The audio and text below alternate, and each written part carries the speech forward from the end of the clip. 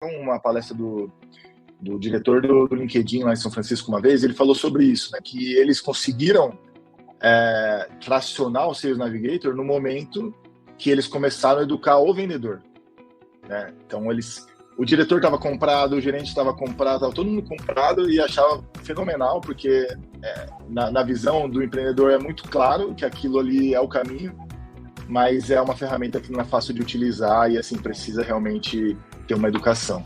Então eu acho que tem essas 3 personas que o CS ele é extremamente responsável pelo engajamento deles, né? E cada um vai ter um engajamento diferente, um vai ter engajamento de uso diário, o outro semanal, e o outro nem vai entrar, mas ele precisa estar engajado com a nossa marca, pelo menos, né?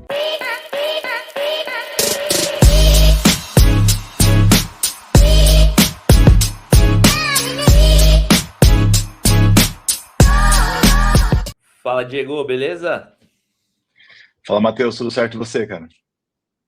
Tudo certinho. Boa, estamos ao vivo aí, acho que a galera deve estar começando a entrar. Mas, cara, primeiro queria te agradecer aí por topar bater esse papo com a gente. Acho que Customer Experience é um baita de um tema, né, para ser discutido. A galera pensa que sabe muito, mas muitas vezes não sabe. Acho que agora com inteligência artificial também o cenário está mudando bastante, né? Muita gente está pensando, puta, o que eu devo fazer, né, nessa nova jornada aí? Acho que assim como em outras áreas também o pessoal do CS tá vendo como adotar, né? Então acho que, cara, vai ser bem legal bater esse papo com você aqui hoje. Para quem não nos conhece ainda, né? Somos a SaaS BR Club aí, primeira comunidade de SaaS B2B do Brasil. Já é o episódio 51 aqui, então, pô, já como passa rápido, né? Daqui a pouco já estamos nos 100, nos 200, então não esqueçam aí de se inscrever no canal e nos acompanhar aí na comunidade. Mas, Diego, bom, cara, vamos lá. Se apresenta aí para a galera, conta um pouquinho da CS Academy. Acho que vai ser bem bacana esse papo hoje. Boa, irado. Matheus, obrigado pelo convite, primeiramente. Eu sou um cara que estuda muito comunidades, então fazer parte e apoiar as comunidades pelo Brasil é um dos meus hobbies favoritos, então estou bem feliz de estar aqui com vocês. Bom, eu sou o Diego, fundador da CS Academy. CS Academy é uma edtech em formato de comunidade. Temos eventos como esses, tanto gratuitamente como dentro da nossa própria comunidade. Presencialmente também a gente faz muito evento. E a CS Academy ela nasceu para ajudar empreendedores e diretores a resolver problemas de retenção, problemas de baixa expansão dentro da base de clientes, problemas de baixa maturidade das equipes e principalmente aí do mau atendimento, enfim, da baixa expectativa, né, de expectativas frustradas ali pelos clientes. Estamos há 8 anos no mercado, atendemos desde uma pessoa física que está começando na carreira até grandes empresas, que é hoje o nosso core, né? A gente atende bastante empresa do mercado SaaS, né, ajudando ali no desenvolvimento dos processos, playbooks, mas também bastante indústria, varejo, né? Então a gente está bem focado em empresas que já têm uma cultura baseada em educação, né? Já conseguem realmente desenvolver ali bons projetos de educação. Então, resumidamente é isso. Eu sou de Jundiaí, trabalhei já em vários SaaS aí do mercado, então acho que dá para a gente bater um papo bacana aqui. Que legal, bacana. Minha família também é de Jundiaí, inclusive. Pô, mas capital do universo, pô. É isso aí, não, cidade boa demais. Mas, cara, pô, legal. Acho que, né, o termo de CS, CX, ele veio muito forte para o Brasil. Talvez o SaaS tenha sido as primeiras, ou empresas de tecnologia como um todo, tenham sido Sim. os primeiros early adopters disso aqui no Brasil, né? E, pô, acho que isso surgiu com muita força ali em meados de 2015, há mais ou menos uns 10 anos atrás, que começou a se falar em CS aqui, né? Dentro das empresas de software. Hoje em dia, obviamente, meio que já ficou algo marcado, né? Você nem cogita ter um SaaS sem minimamente pensar em Customer Success, Customer Experience, que engloba a camada de suporte, serviço, assim por diante, né? Mas, cara, assim, tendo em vista, né, que já é um mercado que está aí pelo menos uns 10 anos amadurecendo no Brasil, qual que é o erro que você vê que as principais empresas de SaaS ainda cometem, não as principais, mas empresas de SaaS como um todo, ainda cometem, né, quando o assunto é esse? Boa, legal. Bom, eu acho que mesmo todo mundo tendo a consciência de que precisa fazer um trabalho de retenção, precisa fazer um trabalho de engajamento dos clientes, né, de gerar look-in forte, né, do produto com o cliente, eu acho que ainda é feito muito tardio, né? Então, começa a estourar um pouco ali do volume de chamados, aí coloca alguém fazer suporte, aí o suporte geralmente é no WhatsApp, aí depois vê que aquilo não é escalável, daí coloca um desk da vida, né, alguma ferramenta ali para tratar os tickets. E aí, quando está lá na frente, que vê que o volume de vendas ele não comporta, né, o volume de churn que está tendo, né, então está quase empatando, começa a andar de lado, aí sim vai investir em sucesso do cliente, aí sim vai olhar um pouco mais para processo de implantação. Então, acho que o maior erro de early stage é esse, né? Então, começa a botar vendedor, começa a colocar grana em ads, o caramba, assim, e aí demora para olhar para a retenção. E eu, na minha opinião, isso deveria ser um dos pontos focais iniciais, né? Esses dias eu estava vendo um artigo sobre a cloud e eles começaram assim, ó, como que vai ser a nossa retenção, né? Primeiro eles estudaram muito bem isso porque IA é meio hypado e o pessoal vai pagar ali meio que na pessoa física, né? Então retenção é realmente algo que é preocupante nesse mercado, porque é um mercado que tem muito concorrente. E aí sim eles começaram a fazer uma máquina de aquisição mais forte. Eu sei que é meio utópico pensar nisso, mas pelo menos uma parte ali da receita comercial, né, do investimento que a gente vai fazer em receita, deveria ser pensado desde o início da jornada em retenção, né? Seja ela escalável, né? Vamos colocar ferramentas, ou seja ela, né, principalmente, né, fazer um produto que tenha uma pegada de retenção, uma pegada de lock-in, uma usabilidade bacana desde o início, ou seja, realmente colocar pessoas ali para fazer esse serviço, né, para conseguir realmente trabalhar com uma estrutura de gestão da base de clientes. Então, acho que esse é o principal ponto e acaba até que confunde, né, o que é suporte, o que é CS, o que é CX, né, então fica todo mundo fazendo meio que tudo e fica igual pato, assim, não faz nada direito. Então, eu acho que esse é o principal problema, né, dos SaaS em geral. E só apontando um outro problema aqui rapidamente, não ver a jornada como uma linearidade, né? Acaba que o marketing está falando uma coisa, o vendedor não está treinado para absorver aquilo que o marketing está vendendo, e aí acaba entregando um outro produto que a gente não entrega, né? E quem sofre no final das contas ali é quem vai implantar, quem vai seguir o cliente na jornada, e o cliente sente isso e acaba saindo em menos de 6 meses, né? Então acho que a jornada também ela poderia ser um pouco mais unificada, né? Acho que as pessoas que discutem, as pessoas que desenham essa jornada precisam estar mais alinhadas, um pouco mais conectadas aí dentro dessa grande jornada que é a jornada do cliente, porque a gente quer que eles fiquem ali anos com a gente, né? Legal. Gostei muito desse ponto que você comentou em relação à jornada ser um ponto importante para retenção, né? Muitas vezes a galera fala, marketing não tem nada a ver com retenção, vendas não tem nada a ver com retenção, né? Retenção é coisa de CS. E, na verdade, o que você falou faz todo sentido, porque se marketing está passando a mensagem correta para o cliente, está chegando no ICP correto, que é quem realmente, né, tem potencial, tem aquela dor e não vai acabar cancelando muito rápido, a esteira fica muito mais redonda, o lead chega com uma expectativa muito mais ajeitada, né? Chega com realmente uma dor muito mais qualificada e, obviamente, a tendência é que ele fique mais tempo, né? Se você errar teu ICP, Exato. você vai trazer alguém que não é o ICP e vai acabar cancelando. Se você não educar o cliente corretamente, ele vai chegar com uma expectativa e ele vai acabar tendo outra e vai acabar saindo. Então, na verdade, o olhar de retenção ele deveria estar sendo observado desde o primeiro contato que existe com aquele lead, né? Eu acho que esse é um ponto que pouquíssima gente vê. Ou então se vê, acaba botando muito mais, não, foi o vendedor que vendeu torto e acaba tirando o marketing dessa equação, né? Exatamente. E é isso, né? A gente conhece operações, sabe que as metas são super agressivas e o vendedor está ali seguindo dentro da regra que ele pode, né? Então ele vai botar a conta para dentro. Se ninguém falar para ele que não pode, ele vai continuar. E a partir do momento que ele começa a colocar regra, ele vai começar a reclamar, né? Então acho que quanto antes a gente fizer uma movimentação de estudo da base dos clientes, né? Pô, quem que fica? Qual que é o meu maior LTV? Né? Que tipo de cliente? qual a região, quantidade de pessoas, né? A gente começa a realmente definir o ICP, e o ICP, ele às vezes ele é mal mensurado, porque se ele é feito pelo gestor de vendas ou pelo diretor que está em vendas, eles vão olhar para quê? Qual que é a maior receita com o menor período de tempo que eu consigo fechar possível, né?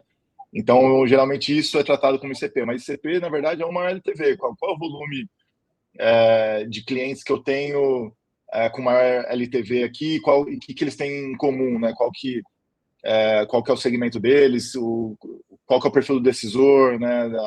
Qual é a pessoa física que está ali do outro lado.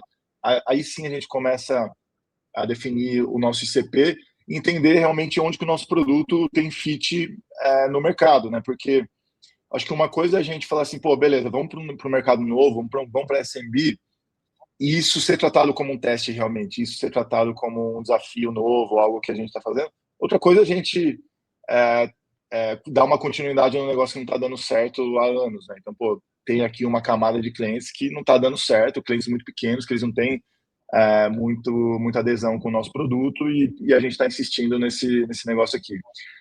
Acaba que fica ineficiente, não escala, o churn vira um problema não só no número em si, no número financeiro, mas na nossa operação, né? A gente gasta muito tempo com isso, times de suporte mega extensos, muito vendedor, vai bota um monte de SDR prospectando conta pequena. Então, eu acho que já entrando um pouco em IA, né? A IA, ela trouxe um pouco disso, né? Putz, a gente precisa perder o menor tempo possível com coisas que não dão receita no longo prazo, que não tem margem. Então, precisa ser feito com muito propósito mesmo. Se a gente for fazer um teste, pô, que eu vou medir em quanto tempo e qual que é a minha possibilidade de, por exemplo, dar churn nesses clientes aqui e realmente fechar a porteira, não apostar só no que realmente está dando resultado para a gente. Sensacional. Não, muito bacana. E acho que essa questão de você bater em contas pequenas ou bater fora do ICP, em alguns momentos até é uma estratégia que as empresas acabam adotando de maneira consciente, né? Então, putz, tem momento que a empresa está no momento de crescimento, de receita absurdo e, cara, ela está disposta a ter um percentual maior de churn. Então, ela mira o canhão dela em segmentos que eventualmente, putz, tem um LTV menor, mas acabam fechando mais rápido. Isso acontece, né?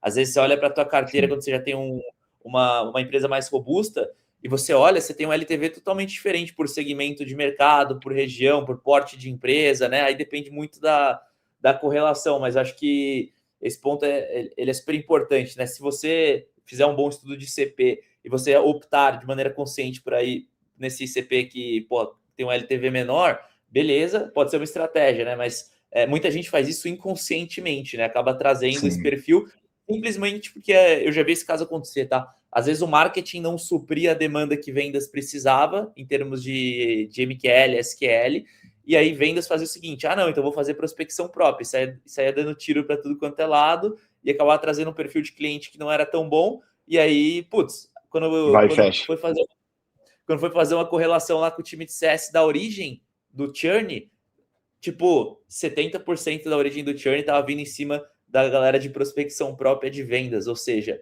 realmente era uma galera que vendas ia lá, sai prospectando de qualquer jeito, vendia, mas tinha um churn, enquanto o marketing estava olhando realmente para o ICP correto. Inclusive, foi um caso bem interessante que eu já vi, assim, pô, os números traziam na cara, né? E aí até a galera resolveu isso, colocando, tipo, beleza, time, eu não vou impedir vocês de fazer prospecção própria, mas toma aqui uma lista, né, mais direcionada de possíveis contas / leads aí que vocês possam atuar, e aí isso, de certa forma, deu uma melhorada. Mas, cara, muita gente ainda vê CS como suporte gourmet, né? O que eu quero dizer com isso? E eu observo muito esse comportamento. Normalmente, pensa num SaaS aí um pouco mais middle market / enterprise. Se acaba, por exemplo, né, vamos dar um exemplo mais tangível, um CRM. Uma empresa contrata um CRM, quem assina o cheque, é o head comercial com o head de operações, o CEO provavelmente está envolvido, né, porque é uma decisão bem ampla, mas no final do dia os usuários são os vendedores, são os coordenadores, é a galera que realmente vai estar no dia a dia ali, né, virando oportunidade, assim por diante. O CS, quando ele entra nesse tipo de cliente, eu já vi um comportamento que acaba acontecendo, que é o seguinte, ele vai lá e acaba colando muito no usuário.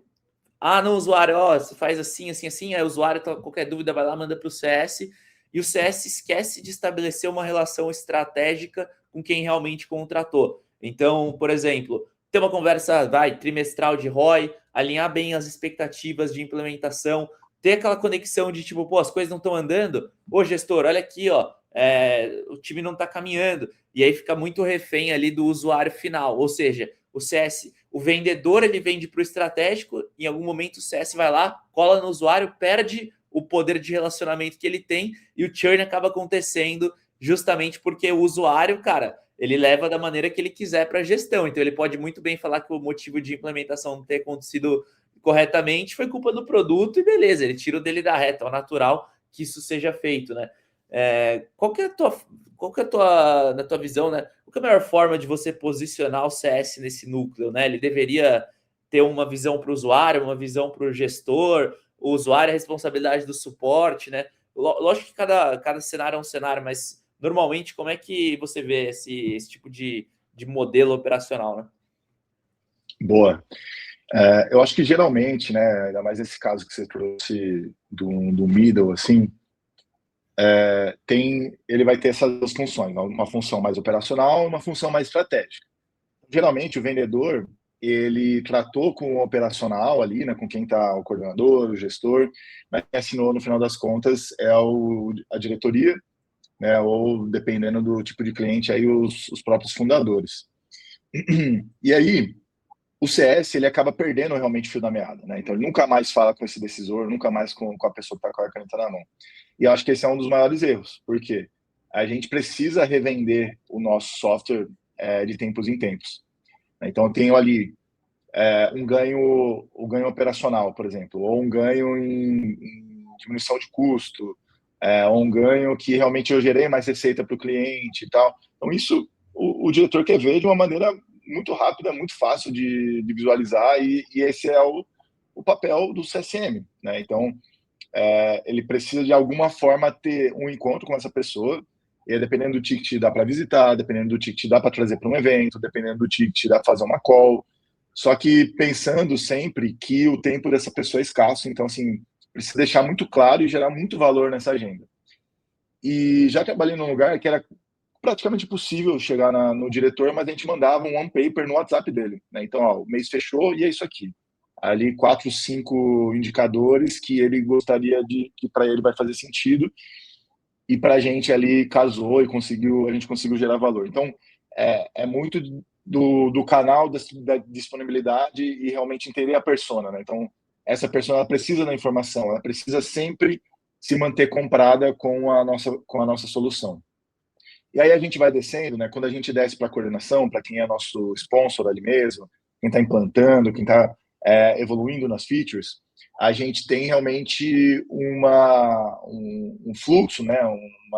Uma cadência dessas pequenas vendas muito mais recorrente, né? Então ela precisa acontecer ali sempre. Então a gente precisa ter um suporte bacana no canal certo. Então, se essa pessoa está tendo problemas, a gente tem que abrir um ticket e resolver isso rápido e tudo mais.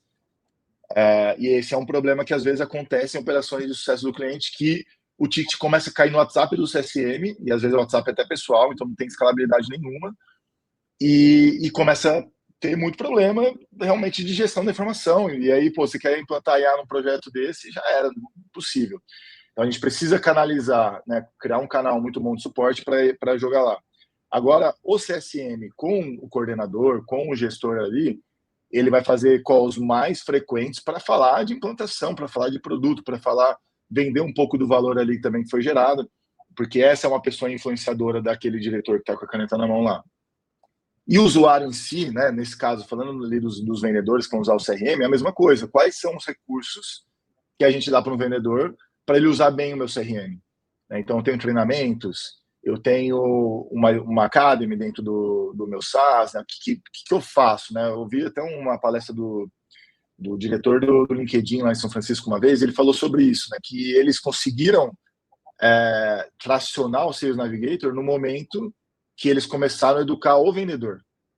né? Então, o diretor estava comprado, o gerente estava comprado, estava todo mundo comprado e achava fenomenal, porque na visão do empreendedor é muito claro que aquilo ali é o caminho, mas é uma ferramenta que não é fácil de utilizar e, assim, precisa realmente ter uma educação. Então, eu acho que tem essas 3 personas que o CS ele é extremamente responsável pelo engajamento deles, né? E cada um vai ter um engajamento diferente, um vai ter engajamento de uso diário, o outro semanal, e o outro nem vai entrar, mas ele precisa estar engajado com a nossa marca, pelo menos, né? Então, no resumo, eu acho que esse é um papel de um CSM bom, porque aí você coloca um júnior, ele não vai conseguir fazer isso com o diretor. Então, não adianta, pô, minha solução Enterprise, eu estou atendendo a Unilever, a Coca-Cola, eu boto um cara de 3 pau para atender, não vai dar, sabe? Então, eu acho que vai muito também do perfil do CSM com o perfil das pessoas que a gente tem do outro lado. Legal. E uma boa forma de organizar isso, né? Obviamente, dentro do playbook de CS, já organizar um mapeamento, né, dessas personas, quem que são exatamente, quem que é o cara que vai usar todo dia, né? Quem que é o cara que só tem que estar por dentro e o que que ele espera do projeto. Pô, ele espera resultado, né? Então, ter essa camada e conseguir ao longo do playbook você ter as cadências de maneira correta, né? Então, pô, o usuário que é todo dia, cara, se ele não estiver usando, alguma coisa tá errada. Pô, eventualmente o cara que nem vai usar o sistema, você marca ali um follow-up trimestral, manda um QBR para ele, alguma coisa nessa linha, né? E aí você consegue manter essas camadas de relacionamento. Mas super bacana. Um ponto que você comentou até na tua fala anterior foi sobre a questão de suporte, né, de AI, etc. E aí eu queria aproveitar para te fazer uma pergunta sobre inteligência artificial, porque assim, né, a gente sabe que quando tem alguma coisa nova no mercado, pô, todo mundo sai adotando meio sem saber o que está fazendo, né? Isso aconteceu bastante ano passado, assim, eu senti a galera pegou AI e começou a criar agente SDR, agente CS, e aí, claro que nada disso deu certo, a pessoa não tinha nenhum fluxo organizado humano, quanto menos isso ia dar certo com AI fazendo, né? Então eu queria entender, na tua visão, onde que a AI já se provou sólida dentro das operações que você está vendo, né? Então, pô, ajudando, sei lá, o CS a ter contexto de cada conta, preenchendo o CRM, cara, usando o AI para fazer suporte automático. Quais são os cases que você vê que, puta, se provaram sólidos e que não são tanto uma aventura, né, até então? Boa. Bom, tem alguns casos assim que tem dado bastante certo. Acho que o mais básico, assim, que todo mundo já deveria estar fazendo, pelo menos olhando para algo assim que permita, né, enfim, né, um caminho, um projeto ali que permita essa otimização, é no atendimento. Então, no atendimento, acho que é o default, tem que colocar, porque realmente o N1 está quase sendo extinguido, né? Então, perguntas extremamente triviais, básicas, coisas que você já tem uma documentação muito boa, isso tem uma porção de ferramentas e dá para fazer até em casa, via N8N, um agente ali que vá consumir dados da sua central de ajuda, da sua documentação e conseguir ajudar o cliente ali no nível mais básico. Então, isso eu acho que é o primeiro passo, porque é aquilo que eu estava falando, o cliente, muitas vezes, ele vem e atrapalha o fluxo ali de trabalho do CSE para fazer uma pergunta básica de suporte. Então, às vezes, não precisa nem chegar num agente de suporte. Aí, beleza. Aí eu acho que, falando de onboarding, né, existe uma demanda que eu acho que ali também tem falta de escala muitas vezes, né? Por quê? Porque tem cliente que tem, principalmente em SaaS, que atende SaaS, né? Que o cliente já tem uma maturidade. Só que tem cliente que não tem, ele aparece do nada ali um volume de clientes que não tem tanta maturidade com tecnologia. Então, a gente precisa gerenciar todos esses tipos de clientes de formas diferentes. São personas diferentes, pessoas diferentes, cada um aprende de formas diferentes. Tem um que vai ficar 5 minutos no YouTube, tem um que odeia isso. Tem um que adora falar com CSM uma vez por semana. Tem um que odeia isso, né? Então tem um que quer realmente uma documentação muito boa, né? Então cada perfil vai fazer a implantação de maneira diferente. E eu sou o cara que eu sou extremamente mão de vaca. O dia que eu pago eu quero usar, né? Então, se eu contratei, se eu assinei e eu vou colocar o fluxo de pagamento, libera logo para mim que eu vou tentar implantar sozinho, a não ser que seja realmente algo muito complexo. Então, se a gente conseguir dar esse nível de personalização via inteligência artificial, que eu tenho certeza que dá para fazer, independente do seu negócio, porque às vezes fala assim, putz, mas eu atendo enterprise e eu não posso dar algo escalável. Não, você deve dar algo escalável. Você deve personalizar de acordo com o usuário. E para quem tem o baixo ticket, aí que você realmente não pode ter pessoas ali fazendo implantação muitas vezes, né? Às vezes é 4 horas no mês, assim, pô, não fecha a conta, né? Então tem gente que tem medo de cobrar pelo onboard, pô, esses aí então, pô, você tem que tentar de alguma maneira conseguir colocar ali os seus clientes para fazer um self-service, para tentar fazer o maior volume possível, e aí você vai acompanhando isso de maneira remota, e aí pode ser em uma call você já mata totalmente a ativação do cliente, já consegue colocar ele para rodar sozinho. Bom, e aí um último ponto, Matheus, que eu acho que é o pulo do gato, assim, se a gente conseguir, na maior parte dos casos, chegar nesse nível, é onde eu acho que está o tesouro, que é você correlacionar o comportamento do cliente com o workflow interno, né? Então, se eu estou vendo que o comportamento do cliente ele é um comportamento que geralmente ele se relaciona com um pedido de churn, e eu conseguir antecipar esse comportamento com uma ativação dentro do meu time, ou com uma mensagem para o cliente, ou com a marcação de uma reunião, 10, nota 10, assim, né? Golaço. Então, e da mesma forma ao contrário. Então, tem um cliente que está num plano de entrada e ele está tendo um comportamento altíssimo, super bacana, tem um monte de usuário entrando, eu consigo visualizar que esse comportamento é um comportamento que ele é na minha predição com a minha IA, ele consegue, a gente consegue visualizar que ele pode ser um cliente de expansão, aí eu vou lá e ativo ele para uma call e tal, para a gente tentar negociar uma expansão, contratar novos módulos. Então, acho que esses 3 são os que estão mais evidentes, né? A gente conseguir dar escala em suporte, dar escala em onboard, implantação, e por fim ali a gente conseguir ajudar o CCM a ser mais analítico, sem que ele seja bom em números, né? Então, putz, tá aqui, são esses clientes que você precisa trabalhar, esse aqui é o caso deles, vai nesse pitch, eu acho que isso tem uma riqueza muito grande. E aí, claro, né, as ferramentas de call ali, elas estão ajudando bastante, né, preencher CRM e tal, mas eu não sei se as pessoas leem esses preenchimentos, então, assim, eu sou super cético a esse volume de informação, porque não sei se é ali que está realmente o valor, mas super entendo o valor aí dessas novas ferramentas e cada vez mais vamos tendo casos de sucesso. Boa. Um ponto interessante que você comentou foi bastante em relação a essa questão do perfil do cliente, né? Porque tem cliente que é realmente totalmente autônomo, como você falou, cara, eu gosto de pegar a ferramenta e sair testando, sair fazendo, né? Enquanto tem outros perfis que, cara, são mais tradicionais, querem alguém ali que esteja pronto para resolver, não querem tanto botar a mão na massa. Isso acaba até sendo algo que depende um pouco do teu ICP, né? Se você vende, sei lá, para uma indústria super tradicional, zero digitalizada, cara, dificilmente alguém vai saber adotar ali, sair mexendo no teu software. Agora, pô, você vai vender para, sei lá, diretores de tecnologia de startup, cara, o cara vai pegar o teu produto e vai degladiar ele, vai sair fazendo.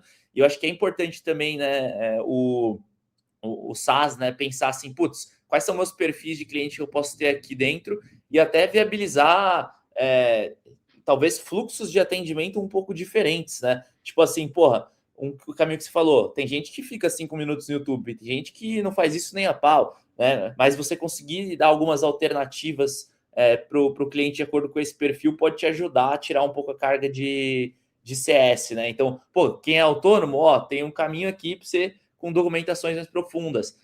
Quem não é, pô, tem um agente N1 aqui de AI que pode tirar dúvidas mais superficiais, senão você fala com o teu CS que você ama, né? E aí acho que você consegue ir meio que dimensionando isso e ganhando escala, né?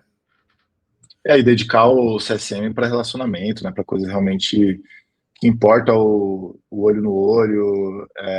Eu acho que apresentar métricas de sucesso, por exemplo, pô, vale a pena marcar um call, vale a pena fazer uma visita, pô, uma vez no ano, sabe? Putz, olha o que a gente conquistou nesse ano, olha o que a gente entregou.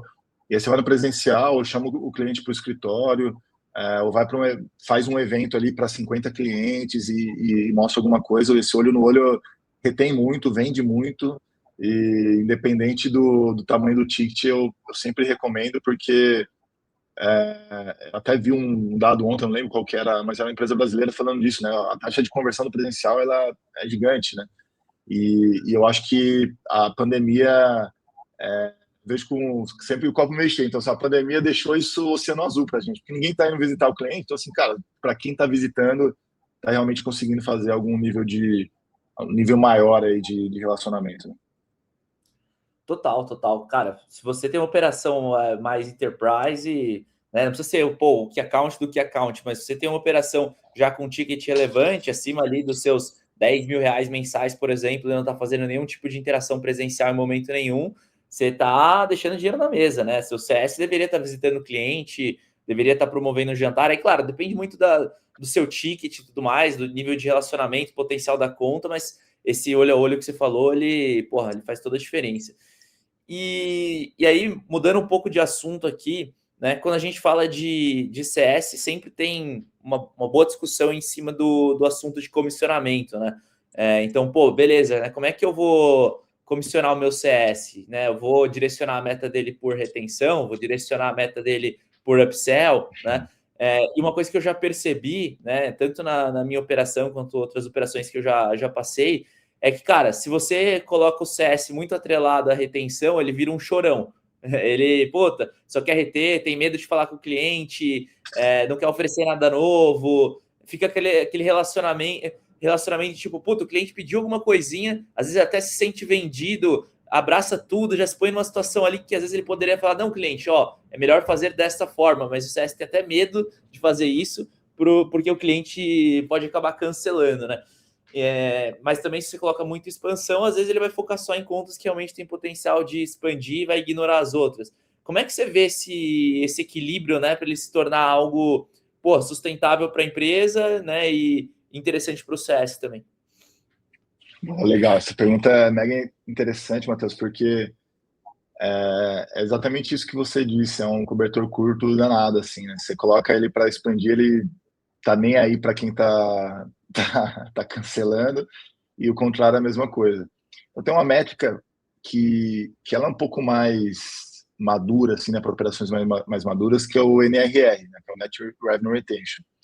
Basicamente, é esse delta, né? Então, eu vou subtrair a minha expansão do meu cancelamento. E aí, no final das contas, eu vou ter ali um delta de receita. Então, se eu tenho lá 100 mil de receita na minha carteira, perdi 10 mil, eu tenho 10% de churn. Agora, se eu fiz 15 mil de upsell, eu vou ter 5% positivo de NRR.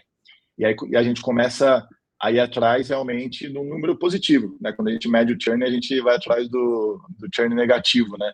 E aí o mercado americano ele trouxe esse foco já há uns 5 anos, uns 3, 4 anos atrás, em NRR, e eles falam menos de churn. Se você vai num evento como Saster, como a Pulse lá do Dragon Insight, eles falam menos de churn, eles falam muito mais de NRR, e eu vejo que assim a gente consegue provar para o CSM o que a gente precisa. Cara, eu preciso que você retenha, eu preciso que você resgate churn, e eu preciso realmente que você venda para a base, né? Se você vê a oportunidade, eu preciso que você se desenvolva nessa skill. E que é uma venda, cara, que todo vendedor adoraria, que é cheio de informação na mão. Eu já conheço cliente, já conheço um monte de gente lá dentro, né? Então, assim, é uma venda que realmente ela é muito mais simples, né, de ser feita, se a gente consegue obter essa oportunidade. E ela deriva de um trabalho do dia a dia, né? Então, quanto mais o cliente usa, quanto mais o cliente vê valor, mais a gente retém ele e mais a gente consegue gerar expansão. Então, é uma oportunidade muito grande de a gente ter um comissionamento ou um bônus que é simples de ser metrificado, e o CSM ele vai saber exatamente o que ele precisa fazer, né? E a gente não fica ali puxando ele muito para expansão ou muito para retenção, e ele ajuda a empresa a crescer, e é fácil a gente colocar a meta, né? Então, se eu tenho um NRR, por exemplo, de menos 5%, mês que vem tem que ser 4 ou 4,5, né? A gente tem que ir puxando essa régua até a gente conseguir chegar no positivo, que é o ideal. né? E aí, falando da remuneração em si, ela é um pouco diferente da remuneração do vendedor. O vendedor, geralmente, ele ganha ali uns 40% de fixo e o restante de variável. No CS, a gente tem que inverter. Ele não pode ficar muito preocupado com a remuneração dele. Então, é uns 30% ali do OTE dele, a gente coloca do bônus e da variável, isso já vai motivar ele pra caramba. E eu tenho certeza que isso volta, né? Se a gente fizer as contas certinhas ali, eu tenho certeza que isso vale a pena. E no final, não é uma venda pontual, né? A venda que a gente está fazendo de LTV. Então, se eu aumentei 10% desse cliente, é 10% no lifetime. Então, fecha super a conta, né? Legal, bem bacana. Eu recentemente eu já reestruturei algumas vezes aqui o modelo de comissionamento dentro das minhas empresas, né, da GetDemo e da SalesBuddy. Hoje a gente tem, quase 700 empresas de cliente e a gente atende um pouco de todos os segmentos. Então a gente tem tanto que account, né, com TOTOS, Edenred, né, logos grandes, quanto também empresas menores, startups ali de 10, 15 funcionários. E aí, cara, a gente quebrou muito a cabeça com essa questão de meta e comissionamento de CS. Por quê? Porque a gente olhava que o perfil de carteira de cada segmento era diferente. Por exemplo, no perfil ali de SMB, o churn era em torno de 1,5% ao mês. Enquanto no segmento de Key Account era praticamente zero, era tipo 0,10, assim, tipo, nunca cancelava. Só que em compensação, né? Se a gente fosse olhar o net da carteira, o net net da carteira do SMB, cara, ele diminuía todo mês, obviamente, desse percentual, enquanto o net da carteira de Key Account, cara, era só crescimento, porque ia empilhando receita upsell, né? Só que e aí a gente ficou pensando, falou, cara, não dá para ser o mesmo modelo de comissionamento, porque se eu botar a retenção para o cara do Key Account, ele vai bater todo mês com os olhos fechados e não vai focar onde ele deveria, que é crescimento. E o cara que é SMB, ele nem tem como crescer direito, porque são empresas, que não tem muito potencial financeiro. Aí o que a gente fez foi colocar no SMB ali, basicamente 80% em cima de retenção, 20% em cima de expansão, o proporcional, né? E a gente colocou em cima do Key Account 100% em cima de expansão. E aí, beleza, a gente começou a rodar a partir disso, né? E aí tem funcionado melhor, assim, mas eu achei que antes a gente tinha o mesmo padrão para todos, e aí não fazia sentido, Sim. né? Porque o account não ia atrás de vender nada, não batia outras áreas e batia a meta, e, você ficava, né? E aí, né? Sim. Então, enfim, acho que isso pode ser um ponto legal também para as operações prestar atenção, que é suas segmentações internas, né? Exatamente, tem que sempre avaliar, né? Eu trouxe aqui uma visão um pouco mais geral, assim. Trabalhei no Enterprise também, que é isso, não tem churn. O cara tá lá e já implantou, o negócio tá rodando tão bem que, assim, não tem churn, né? Se um dia tiver churn, vai ser uma porrada gigante, né? Mas não é comum, né, durante a jornada. Exatamente. A carteira do Key Account Enterprise, ela tem que sempre estar crescendo no net, não faz o menor sentido ela estar decrescendo. Se ela estiver decrescendo, você está com um problema muito grave, né? Mas, cara, aí... ou tá faltando problema no produto. Ou o produto não tá bom, alguma coisa tá errada, né? Mas, e aí um outro ponto que é legal, né? Até trazer um pouco do que a gente viveu na nossa operação aqui. Inicialmente, a gente, quando começou a lançar mais produtos, né, para outras áreas do mesmo perfil de empresa, a gente colocou CS para trabalhar a expansão 100%. Então, CS levantava a mão, CS mandava proposta, CS fazia follow-up e fechava a venda, basicamente, né? Então, ficou meio que tinha um time de vendas e em upsell, cross-sell ali, 100% CS. Em um determinado momento, a gente percebeu que, cara, no começo foi muito bom, porque a gente falou, a gente saiu quase do zero de upsell para um volume razoável, porque aí começou a CS bater nas outras áreas.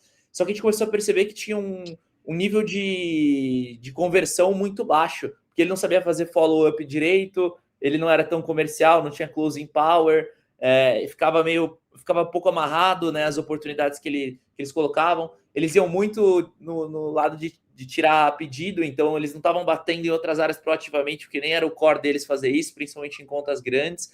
E aí, em um determinado momento, assim, a gente deu um boom muito legal quando a gente fez isso inicialmente, mas para a gente romper a próxima barreira, a gente teve que fazer mais uma mudança na estrutura, que é colocar account manager para tocar a parte comercial. Então, ficou basicamente o seguinte, o CS, ele enxerga o upsell, ele levanta a mão, o AM vem e fecha esse upsell. O cross-sell, a gente tem um time de BDR que prospecta dentro da própria base e aí joga isso direto para o AM para ele trabalhar. O CS é basicamente informado disso porque são duplinhas, tem um account planning ali onde, né, o CS passa um pouco da impressão de como é que tá aquela conta e tudo mais. Na tua visão, esse lance de você trabalhar com a AM dentro da conta faz sentido, não faz sentido? O CS, quando você não tem outros produtos para vender de cross-sell, você deveria só ir na linha do CS. Como é que você acredita que é o modelo ideal? Claro que talvez seja um modelo evolutivo, né? Mas seria legal pegar a tua opinião com base nas empresas aí que você observa no teu dia a dia. Boa. Matheus, eu só vi dando certo, cara, colocar a AM nas operações, e é isso que você falou, na hora que começa a doer, o founder geralmente ele percebe, fala, putz, a galera é muito soft, a galera é muito relacional, a galera não faz follow-up, e é óbvio, né, a pessoa tá ali, fala, putz, eu sou mó legal com ele, eu vou ficar forçando aqui proposta e tal, e ele, enfim, né, é um pouco de perfil também do volume de trabalho, né, acho que tem um monte de coisa que envolve, e geralmente quando tem uma parte técnica, que é quase serviço, assim, putz, tem sempre implantação, a gente sempre volta para implantar em outra área, a gente sempre tem algo meio complexo para acontecer, e o CS tem que ficar entrando toda hora para discutir projeto e tudo mais, faz muito sentido o teu AM. Eu lembro que eu trabalhei minha primeira experiência como CSM foi em 2015, num CRM famosão aí de Floripa, todo mundo vai saber, e a gente estava na mão do CSM. E aí eles iam acabar com um time comercial, que era um time que vendia serviço, né? Tinha uma parte de consultoria lá que os caras vendiam serviço. E eram duas pessoas, um saiu realmente, mas o outro era muito bom, não tinha vaga na área comercial, daí puxamos ele para vender na base, né? Cara, todo mundo bateu a meta esse mês, assim, o cara vendeu muito, assim, muito. Então, geralmente, o mato está muito alto. Né? Para quem está com uma operação mais madura, como você que tem bastante cliente, geralmente o mato está altíssimo, só que o CSM ele não está focado nisso. E aí vem um cara e fala assim, pô, vou pegar todo mundo, o health score de cima para baixo, assim, ó, e vou marcar uma reunião com todo mundo, ou vou entrar nas reuniões dos CSMs, ou vou pegar algum indicador, assim, vou ver as empresas grandes que estão com um ticket baixo, ele vai fazer uma festa, sabe? Se é uma pessoa que já tem experiência em prospecção, já tem experiência em fechamento, em apresentação, né? Tem uma visão de negócio legal, ela vai nadar de braçada, principalmente no início, e geralmente tem muito dinheiro na mesa aí, então, e é uma coisa que aqui na CS Academy a gente faz nesse formato também, a gente tem uma pessoa que, hoje eu tenho uma base B2C muito grande, só que o ticket baixo, o churn alto e tal, então eu utilizo ela quase como um inbound, assim, né? Então eu vendo ali o B2C para trazer pessoas, porque, putz, às vezes vem, o cara paga do bolso, eu vou ver a empresa dele, a empresa, pô, multinacional e tal, aí eu preciso ir lá bater na porta dele, fazer um relacionamento e ir trazendo, eu não vou deixar ele no one-to-many, né? Eu preciso trazer ele para uma visão aqui mais próxima e tal, e esse é o trabalho dessa pessoa e do marketing também, né? Então eu vou fazer um evento em São Paulo, pego essa galerinha, levo eles para lá e aí a gente vai gerando um relacionamento cada vez mais. Então é um trabalho que geralmente dá bastante certo. Legal. Até é engraçado, porque meio que o ápice de eu perceber que eu tinha que mudar, virar essa chavinha de colocar um AM foi quando eu tava olhando, né? Tipo, as interações ali do time, porque falei, cara, tá muito baixa essa conversão de upsell, não tá fazendo sentido. E aí eu vi um caso lá de específico, enfim. E aí, cara, eu perguntei para a CS, falei, cara, por que você não tá, né, cobrando esse cara aqui? A oportunidade tá na cara do gol e tal. Ela falou, putz, é porque deu um problema na plataforma lá, ele abriu um ticket, aí eu tava meio assim de cobrar ele nova venda, porque eu ainda não resolvi esse problema. Era um problema besta, assim, não era nossa, uma puta pica, coisa normal. E aí, cara, ela tava se sentindo meio em débito e aí não tava indo cobrar pro mês. Aí o que eu fiz?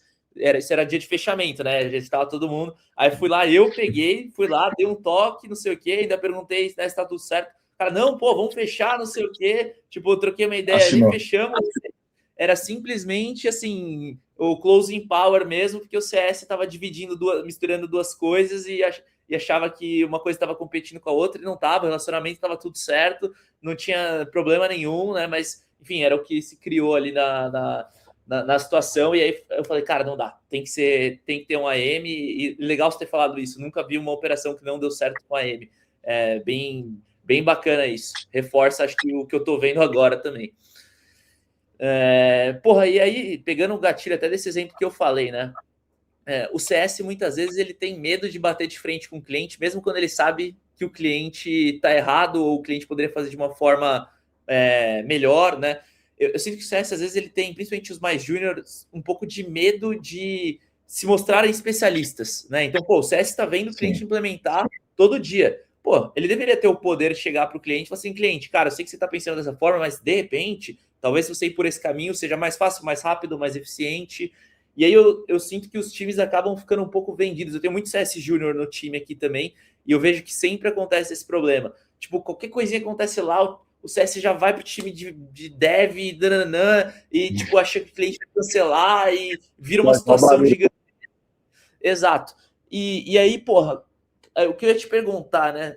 Acho que com certeza nas operações você vê, todo mundo deve passar por alguma coisa semelhante a isso. Como é que você cria uma cultura de confiança no time? Para o CS chegar e falar, cara, cliente, não é bom você fazer assim, é melhor você fazer assim. Ou então, cliente, isso que você está pedindo não faz sentido agora. Né? Como é que você cria uma cultura de confiança no time de CS para que ele se posicione como uma autoridade? Porque, de certa forma, né?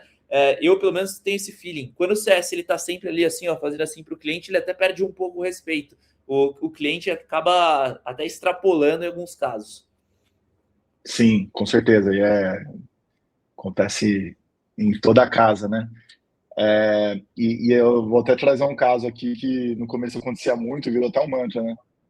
Da CS Academy. O pessoal vinha, mandava no Slack, ele manda logo no General, né? Fala assim, ó, tem muitos clientes reclamando disso. E aí a gente, quando alguém traz, né, o pessoal fala a síndrome do pronome indefinido, né? Então, já vem alguém embaixo perguntando muitos quantos, né? E aí a gente fala, pô, não, são só dois, né? Mas foram dois na sequência, mas vamos olhar, mas assim, calma, gente, tá tudo de boa, né? Então, isso é bastante comum, exatamente por pessoas que acabaram de entrar e estão ali ainda inseguras e tal. E eu acho que isso tem muito a ver com visão de negócio, com entendimento do seu próprio negócio. Né? Pô, quanto que eu entendo a GetDemo? Quanto que eu entendo a CS Academy? Sabe, o modelo de negócio em si, os processos e tudo mais. E aí eu acho que a gente peca, Matheus, nos rituais. Então a gente usa ritual, muitas vezes, para aquelas mesmas coisas sempre. Ou vou bater forecast, ou vou entrar sem pauta, perguntar o que os clientes estão trazendo e tal. Cara, se a gente consegue capacitar e treinando a nossa equipe sobre essas coisas no dia a dia, aos poucos as pessoas vão ganhando maturidade. Isso é um pouco não, acho que 50% do nosso dever como líder. Né? Então, o líder, ele, muitas vezes, ele reclama do time, mas ele não dá recurso nenhum, sabe? Ele entende de negócio, então, assim, pô, carteira de varejo, sei lá, pô, carteira de varejo aqui, eu sou craque, sou bom, por isso que eu virei líder, e aí ele não multiplica, sabe? Então, eu sou um líder, assim, a nossa empresa é uma empresa de educação, né? E eu acredito muito que isso consegue gerar uma maturidade, uma segurança no time. Ainda mais quando vem de cima para baixo. Então, o líder trazer a visão dele, trazer as dores, são dores em comum, geralmente. E isso tem que ser repetido. Não, mas está gravado lá. Cara, a galera não vai ver a gravação na mesma intensidade do que você colocar um ritual semanal. Né? Aqui, por exemplo, hoje eu cuido do time comercial aqui, né? Eu motivo o meu coordenador a manter um ritual que a gente implantou, que é segunda-feira kickoff, a gente fala de forecast, a gente fala de campanha e tudo mais, e quarta-feira é treinamento. O pessoal chega, primeira coisa, treinamento ali, mata ali o que tiver no WhatsApp, alguma coisa, vamos para o treinamento e a gente passa coisas de negócio. A gente tem que aumentar a régua. Pode ser uma pessoa de 18 anos, pode ser uma pessoa de 30 anos. A gente vai discutir modelo de negócio, negócio do cliente, problemas, processos, porque assim, o spin selling ou qualquer outra ferramenta dessas que são mais populares, ele vai aprender na rua, vai aprender num livro. Agora, o modelo de negócio, como que a gente entende, como que eu gero valor numa call para o cliente que está passando aperto de maturidade, eu sei falar, eu sei fazer, né? E eu preciso que o meu time esteja preparado também. Então, eu acho que a cultura ela vem muito dos rituais. Então, quais rituais você está fazendo hoje com o seu time para você conseguir cobrar eles de ter maturidade? E aí, repetição. Aí você repete. A cultura da nossa casa, de almoçar no domingo, seja na nossa casa, na casa da minha sogra, na casa da minha mãe, ela é criada por repetição. Então, sempre é a macarronada da minha mãe, não sei o que lá, porque ela foi repetindo isso de acordo com a infância dela, que ela aprendeu com a mãe dela e tudo mais. E a gente, para criar a cultura da nossa empresa, a gente tem que ter rituais e eles precisam se repetir, eles precisam ser realmente quase que religiosos, assim, tem que acontecer, vai acontecer, independente de qualquer coisa. Legal, sensacional. E, cara, para finalizar, acho que uma discussão que acaba acontecendo bastante, né? Quando a gente está falando de um mercado mais enterprise, dificilmente você tem um produto que ou atende 100% de prateleira aquele cliente, ou exige uma configuração um pouco mais robusta, não necessariamente uma personalização, vamos dizer assim. E aí existe aquela camada de professional services, né? Eu sei que professional services na história do SaaS sempre foi muito mal visto, né? A galera sempre quis resolver tudo Sim. via produto. E quando a gente está falando do âmbito CX, a gente está contemplando também essa parte de professional services, né? Porque uma coisa é o CS, relacionamento, outra coisa é suporte, outra coisa é professional services, que entra com aquela camada mais técnica pensada no caso de uso do cliente, né? E aí, cara, o que eu queria saber na tua visão, né? Professional services, como é que ele entra dentro de tudo isso, né? Você acredita que as empresas muitas vezes acabam não tendo a visão que elas deveriam ter professional services e acabam encavalando coisa de CS, coisa que CS traz para implementar por cliente no roadmap?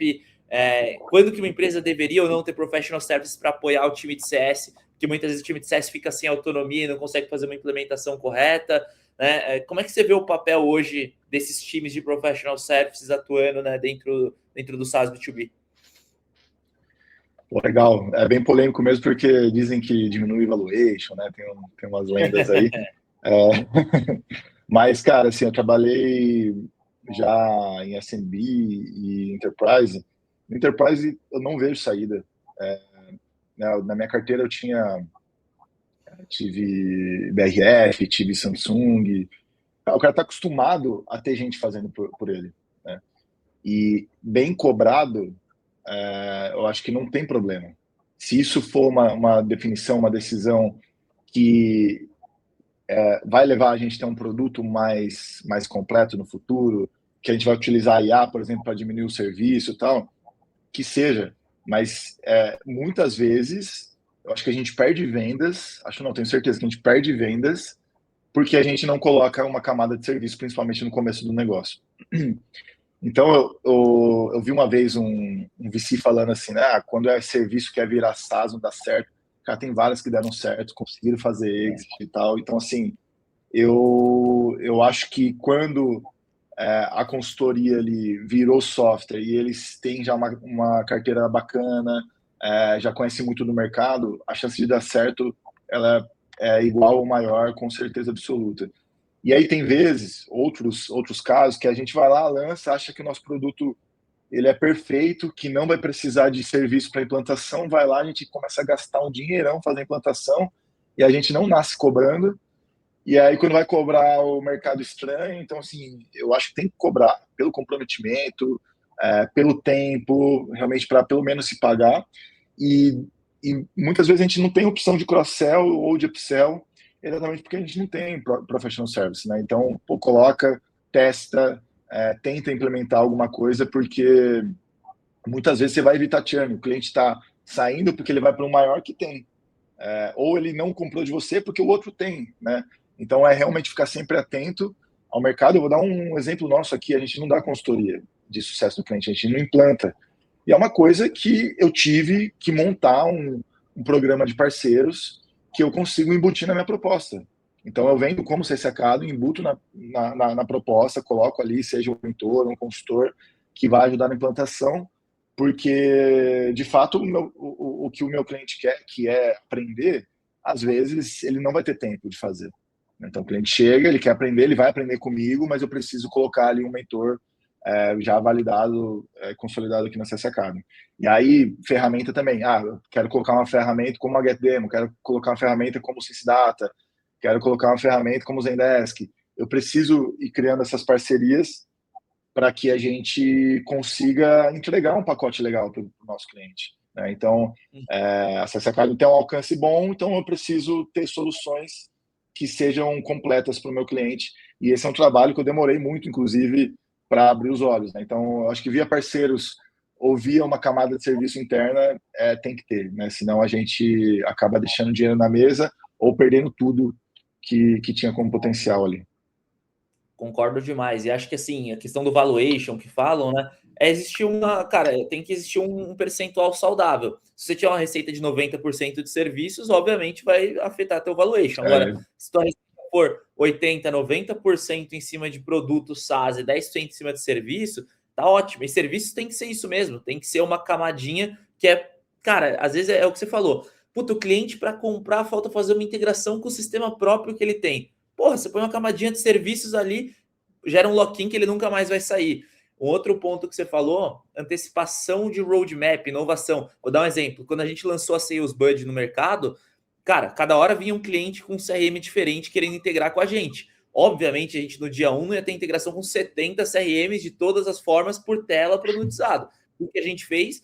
Fez via produto com os principais, colocou uma camada de serviço ali por trás, e, cara, todo cliente chegava com qualquer CRM aleatória, bum, bum, põe pra dentro, põe pra dentro, põe pra dentro, põe pra dentro. E aí o que era legal é que quando a gente desenvolvia via serviços, depois a gente conseguia adaptar isso para produtizar.